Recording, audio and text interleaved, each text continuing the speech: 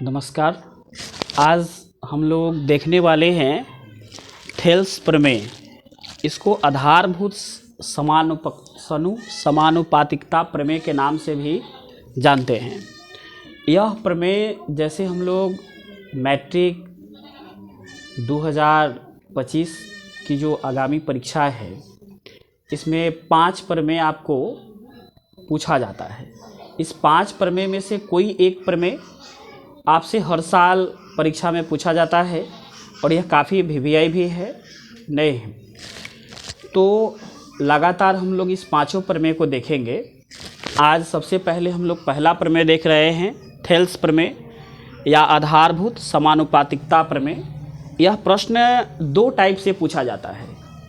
एक तो सीधे सीधे आपसे पूछता है कि थेल्स प्रमेय क्या है, इसको लिखें, या आधारभूत समानुपातिकता प्रमेय क्या है, इसको लिखें, या आधारभूत अनुपातिकता प्रमेय क्या है, इसको लिखें। तो यह जैसे लिखने के लिए कहता है तो यह केवल 2 नंबर का प्रश्न होता है नहीं। और इसके प्रमेय में ही आपका जो बात है, प्रमेय को जो सिद्ध करने का जो इसका फिगर बनेगा, वह सारा बात इसके प्रमेय में ही रहता है। जैसे प्रमेय के अलग अलग चरण होते हैं। सिद्ध करने से पहले हम इसके प्रमेय को लिखेंगे, उसके बाद इसके जो हम फिगर बनाएंगे उसकी बातों को लिखेंगे, फिर हल करेंगे, वह सबसे पहले रखेंगे, फिर उसके प्रमाण को रखते हैं, फिर रचना को रखते हैं। यह स्टेप बाय स्टेप हम लोग करते चलेंगे। तो जब हम सिद्ध करने चले, अगर केवल यह आए तो आप तो इतना ही लिख सकते हैं। अगर सिद्ध करना हो तो आप क्या करें कि सबसे पहले यहाँ पे थेल्स प्रमेय लिखे और थेल्स प्रमेय के बाद इन बातों को लिखें और उसके बाद सिद्ध करने का जो प्रोसेस है। तो थेल्स प्रमेय होता क्या है, इसको समझेंगे हम। तो थेल्स प्रमेय यहाँ लिखा हुआ है। थेल्स प्रमेय यह बहुत वीवीआई प्रश्न है नहीं, और इसलिए वीवीआई बनता है क्योंकि इस पर एक प्रश्न आपसे 2 नंबर का पूछा जाता है या ऑब्जेक्टिव पूछा जाता है, बार बार पूछा जाने वाला प्रश्न है। तो जैसे थेल्स प्रमेय क्या है, तो किसी त्रिभुज में कोई त्रिभुज हम ले ले और उसमें किसी भुजा के समानांतर, किसी एक भुजा के समानांतर आपको क्या करना है, एक रेखा खींच देना है। और जैसे वह रेखा हम खींचेंगे, वह अन्य 2 भुजाओं को, रेखा वहाँ पे लिखा हुआ है किसी भुजा के समानांतर खींची गई रेखा अन्य भुजा को जिन 2 बिंदुओं पर प्रतिच्छेद करती है, वह बिंदु उस भुजा को समान अनुपात में क्या करती है, बांटती या विभाजित करती है। इसी को हमको क्या करना है, सिद्ध करना है। सिद्ध करने के लिए हम सबसे पहले क्या करेंगे, एक त्रिभुज की रचना करेंगे। आइए हम त्रिभुज की क्या करते हैं, रचना करते हैं। आइए, तो इसके अनुसार हम क्या करते हैं, एक त्रिभुज ले लेते हैं। आप किसी भी तरह का एक त्रिभुज बना सकते हैं।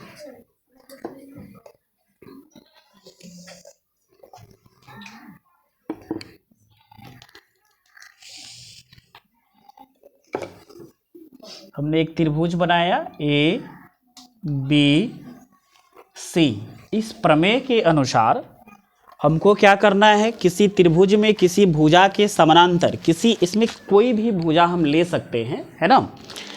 इसमें तो हमको क्या है, ऐसे भी ले सकते हैं, एसी के पैरेलल ले सकते हैं, है ना, या बीसी के पैरेलल ले सकते हैं। तो हम क्या करते हैं, इसमें हम लेते हैं बीसी के पैरेलल। इसलिए बीसी का पैरेलल लेते हैं क्योंकि हमको इसमें फिगर बनाना थोड़ा सा आसान रहेगा और मैथ बनाना भी आसान रहेगा। तो हम क्या करते हैं, इसमें एक ले लेते हैं, इसके पैरेलल एक रेखा खींच लेते हैं। चलिए, यह रेखा हमने खींच लिया। इस रेखा का नाम हम दे देते हैं ए बी बी, ये आपका हो गया डी ई। देखिए, तो यह कर लिए हम लोग। तो रेखा अन्य भुजा को जिन 2 बिंदुओं पर प्रतिच्छेद करती है, अब तो यह रेखा इसको प्रतिच्छेद कर रही होगी। अगर आप इसको आगे भी बढ़ाना चाहें तो बढ़ा सकते हैं, इसमें कहीं कोई दिक्कत नहीं है। इसको और आगे आप लेकर जा सकते हैं।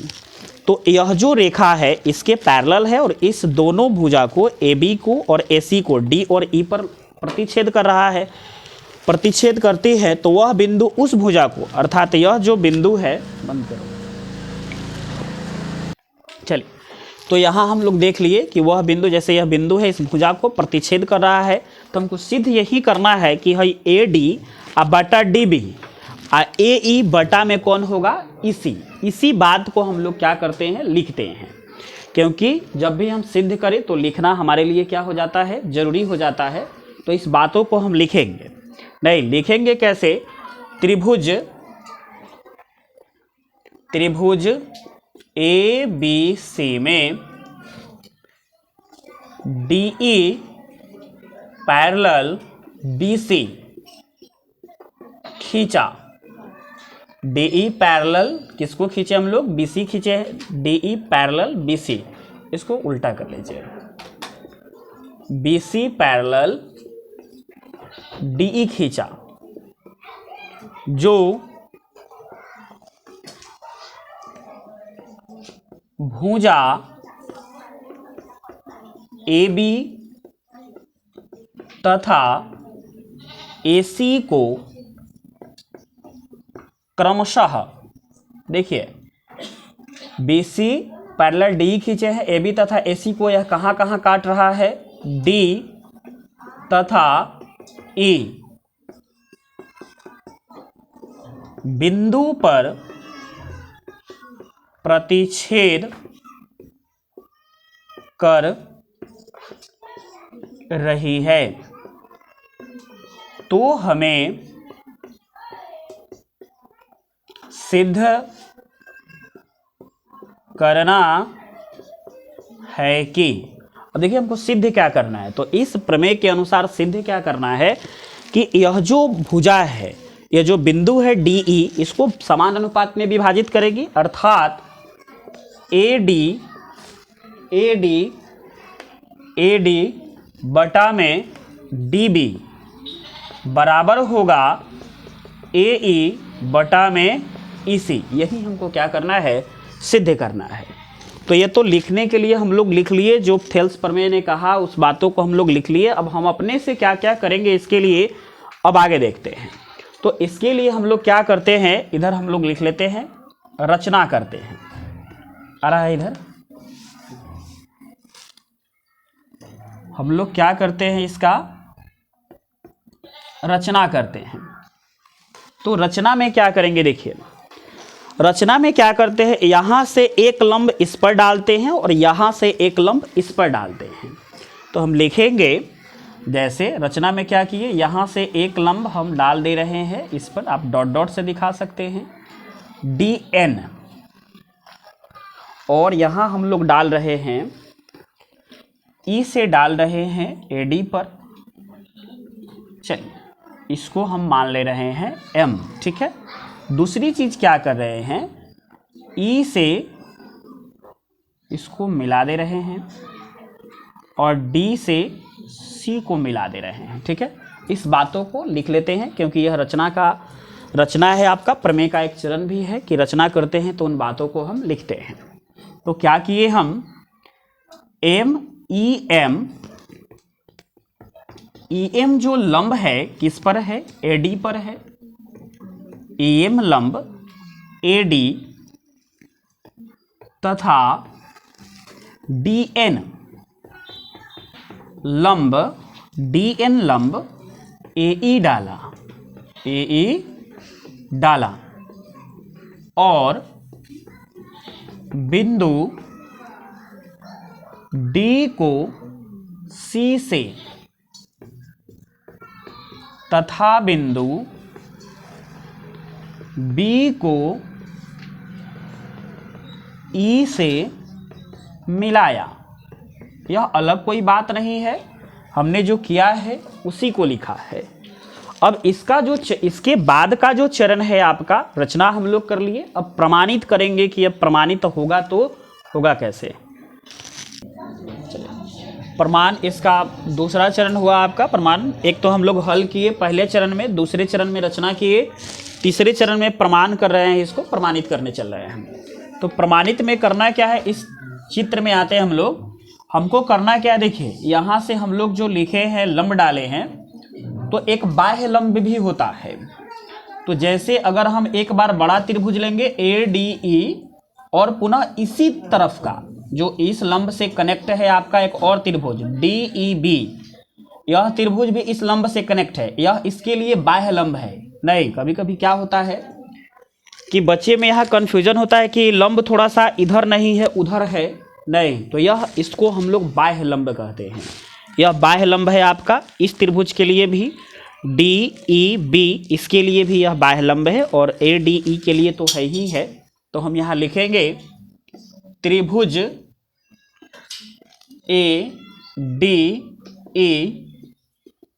तथा त्रिभुज ADE। तब इस साइड वाला ले रहे हैं हम लोग, तो लिखेंगे DEB में।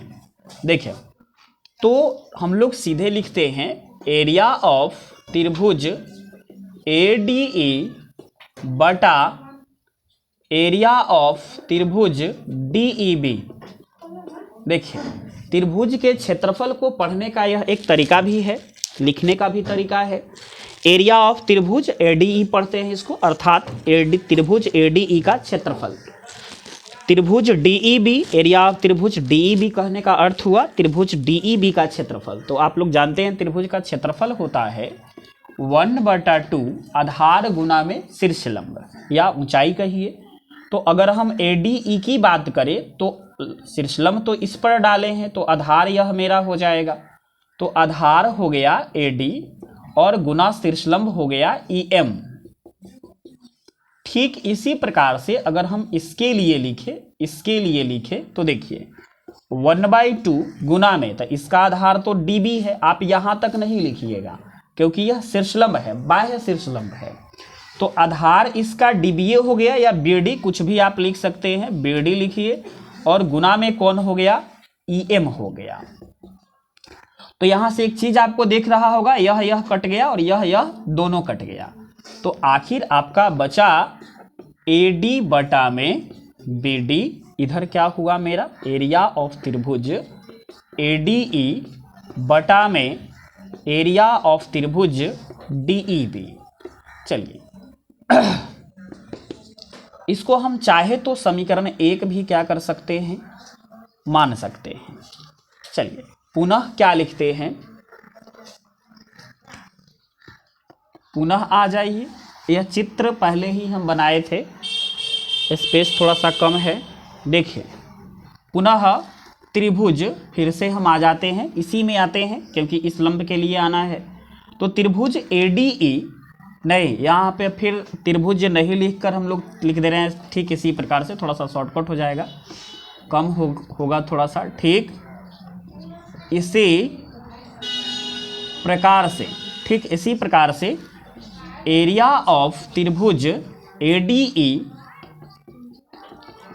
बटा एरिया ऑफ त्रिभुज। देखिए अब इस साइड वाला त्रिभुज लेना है, जैसे ADE ले रहे हैं तो शीर्षलंब तो इधर है, तो इस साइड वाला ही लेंगे DEC बराबर 1/2। उसी तरह से अभी इसका क्षेत्रफल ही है, तो 1/2 आधार तो इधर वाला लेंगे AE, और शीर्षलंब आपका हो गया DN बटा में। अब इधर वाला ले रहे हैं तो आधार हो जाएगा EC। इसी तरह से इसका ही बाह्य शीर्षलंब है, तो 1/2 गुना में EC, और शीर्षलंब तो यही है DN। उसी तरह से यह कट कर या आपका आ जाएगा एरिया ऑफ त्रिभुज ADE बटा में एरिया ऑफ त्रिभुज DEC बराबर, यह कट गया इससे और यह कट गया, अर्थात AE बटा में EC आ गया। समीकरण हम मान लेते हैं 2। थोड़ा सा यहाँ देखना क्या है हमें कि समीकरण 1 और समीकरण 2 को देखें तो ऊपर वाला आपको सेम होगा। इधर भी एरिया ऑफ त्रिभुज ADE है, इधर भी एरिया ऑफ त्रिभुज ADE ही है। अगर हम क्या करें, नीचे वाले को बराबर कर ले, अर्थात एरिया ऑफ त्रिभुज DEB इसका क्षेत्रफल और एरिया ऑफ त्रिभुज DEC इसका क्षेत्रफल। इसमें 2 त्रिभुज हैं, एक आपको इस आधार से संबंधित है, यह है आपका, और एक जो त्रिभुज है यह त्रिभुज है। देखने में थोड़ा सा अल्टर दिख रहा होगा, लेकिन कल्पना करिए DEB और DEC। तो यहाँ अगर हम किसी एक को बराबर कर दे तो हमारा दोनों बराबर हो जाएगा। तो यहाँ से एक 9th में आप लोग पढ़े होंगे कि जब समांतर रेखा पढ़ाई जाती है या त्रिभुज या चतुर्भुज, तो वहाँ बताया जाता है कि किसी भी समांतर रेखा के बीच जो त्रिभुज बनते हैं उसके क्षेत्रफल बराबर होते हैं। यह प्रमेय है कि किसी भी समांतर रेखा के बीच बने त्रिभुज का क्षेत्रफल बराबर होता है, अर्थात नहीं लिखेंगे चूंकि क्या हुआ, चूंकि समांतर रेखा के बीच बने त्रिभुज का क्षेत्रफल क्या होता है, बराबर होता है। तो जब बराबर होगा तो क्या होगा, एरिया ऑफ त्रिभुज DEB बराबर होगा एरिया ऑफ त्रिभुज DEC। ठीक है, अब क्या करते हैं, इस मान को हम इसी में बैठा देते हैं। तो लिखेंगे, थोड़ा सा नीचे कर लीजिए, समीकरण 1 में मान रखने पर किसी में बैठा सकते हैं, इसमें बैठा सकते हैं या 1 में बैठा सकते हैं। तो अगर हम 1 में बैठाए तो एरिया ऑफ त्रिभुज ADE बटा, अब देखिए DEB के जगह पर DEC लिख देंगे, तो एरिया ऑफ त्रिभुज DEC बराबर हो गया AD बटा में BD। ठीक है, इसको हम मान लेते हैं समीकरण 3। अब 2 और 3 की कल्पना करिए, तो 2 और 3 दोनों समान हो चुका है ना। तो यहाँ आते हैं, यहाँ जगह दिख रहा है, हाँ? यहाँ लिखेंगे समीकरण 2 तथा 3 से। तो 2 तथा 3 से तो इसका जो बायां पक्ष है बराबर है, तो दायां पक्ष भी बराबर होगा। तो AE बटा में EC बराबर AD बटा में BD, यही तो सिद्ध करना था। AD बटा में BD और AE बटा में EC। अब यहाँ लिख देंगे, क्या हो गया, सिद्ध हुआ या प्रूव्ड डेट, है ना, सिद्ध हुआ। आशा करते हैं आपको समझ में आया होगा। अगर कहीं नहीं समझ में आया हो तो आप कमेंट के माध्यम से पूछ सकते हैं। ऐसे तो बेहतर समझाया गया है, फिर आपको नेक्स्ट वीडियो में इसका जो विलोम है, थेल्स प्रमेय का विलोम, वह आपको सिद्ध करेंगे हम। आप यह वीडियो देखिए, काफ़ी इम्पोर्टेंट है इस एग्ज़ाम के लिए, आगामी मैट्रिक का जो एग्ज़ाम होने वाला है। हालांकि यह तो हर साल के लिए इम्पोर्टेंट है, यहाँ भी है, आगे भी है। चलिए ठीक है, नेक्स्ट वीडियो मिलते हैं।